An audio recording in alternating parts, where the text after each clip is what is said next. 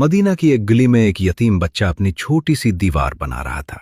वो बड़ी मेहनत से ईंटें लगा रहा था, मगर दीवार के रास्ते में एक खजूर का दरख्त आ रहा था जो उसके पड़ोसी का था। बच्चे ने हिम्मत करके पड़ोसी से कहा, अगर आप ये दरख्त मुझे दे दें तो मैं अपनी दीवार मुकम्मल कर लूंगा। पड़ोसी ने साफ इनकार कर दिया। बच्चा बार बार दरखास्त करता रहा, मगर वो अपनी बात पर कायम रहा। आखिर ये मामला नबी करीम सल्लल्लाहु अलैहि वसल्लम तक पहुंचा। आपने उस शख्स को बुलाया और नरमी से फरमाया, ये दरख्त उस यतीम को दे दो, अल्लाह तुम्हें उसके बदले जन्नत में दरख्त अता करेगा। ये एक आसान सौदा था, मगर उस शख्स ने फिर भी इनकार कर दिया। उसके दिल में दुनिया की चीज की कदर ज्यादा थी, इसलिए वो उस पेशकश को कबूल न कर सका।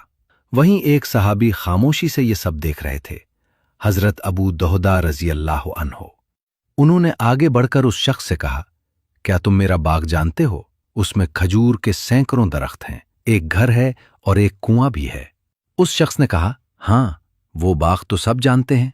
हजरत अबू दहदा रजी अल्लाह अन्हो ने कहा, अगर मैं वो पूरा बाग तुम्हें दे दूं तो क्या तुम अपना ये एक दरख्त मुझे दे दोगे? ये सुनकर वो शख्स फौरन राजी हो गया। उसने एक दरख्त के बदले पूरा बाग ले लिया।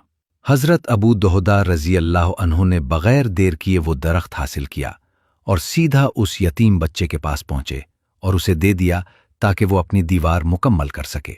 जब उन्होंने ये बात नबी करीम सल्लल्लाहु अलैहि वसल्लम को बताई तो आप खुश हुए और फरमाया कि अबू दहदा के लिए जन्नत में खजूर के कितने ही दरख्त हैं।